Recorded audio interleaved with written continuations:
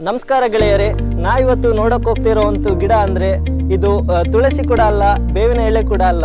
ಇದು ಶತಮಾನಗಳಿಂದ ರಾಜ ಅಂತ ಅನಿಸಿಕೊಂಡಂತ ಒಂದು ಗಿಡ, ಅದುವೇ ಮಾಲ್ಬರಿ ಗಿಡ. ಇದನ್ನು ನಾವು ತುತ್ತೂರಿ ಗಿಡ ಅಂತ ಕೂಡ ಹೇಳ್ತೇವೆ. ಬನ್ನಿ ಇವತ್ತು ಅದನ್ನ ನೋಡಕ್ ಹೋಗೋಣ.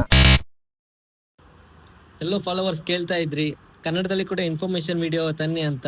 ಸೊ ನೀವು ಕೇಳೋದೆಚ್ಚ, ನಾವು ಮಾಡೋದೆಚ್ಚ. ಇನ್ನು ಮುಂದೆ ನಾವು ಕನ್ನಡದಲ್ಲಿ ಕೂಡ ಇನ್ಫಾರ್ಮೇಶನ್ ವಿಡಿಯೋ ತರ್ತೇವೆ.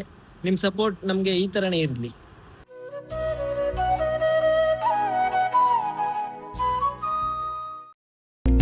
ಈ ಗಿಡವು 10 ರಿಂದ 20 ಮೀಟರ್ ಎತ್ತರದಲ್ಲಿ ಬೆಳೆಯಬಹುದು ಹಾಗೂ ಇದನ್ನು ಕಂಟೈನರ್ ನಲ್ಲಿ ಬೆಳೆಯಬಹುದು. ಈ ಗಿಡದ ಎಲೆ, ಹಣ್ಣು, ಬೇರು, ತೊಗಟೆ ಎಲ್ಲಾ ಭಾಗಗಳು ಔಷಧೀಯ ಗುಣಗಳಿಂದ ಕೂಡಿವೆ ಅಂತ ಹೇಳ್ತಾರೆ. ಅದರಲ್ಲಿ ಏನು ಆಶ್ಚರ್ಯವಿದೆ ಅಂದ್ರೆ, ಈ ಗಿಡದ ವಿವಿಧ ಭಾಗಗಳಿಂದ ತೆಗೆದ ಸತ್ವಗಳನ್ನು ಲ್ಯಾಬಿನಲ್ಲಿ ಮತ್ತು ಪ್ರಾಣಿಗಳ ಮೇಲೆ ಪರೀಕ್ಷಿಸಿದರೆ ಇದು ಕ್ಯಾನ್ಸರ್ ವಿರುದ್ಧ ಹೋರಾಡುವ ಗುಣ ತೋರಿದೆ ಅಂತ ಸಂಶೋಧನೆಗಳು ಹೇಳ್ತವೆ.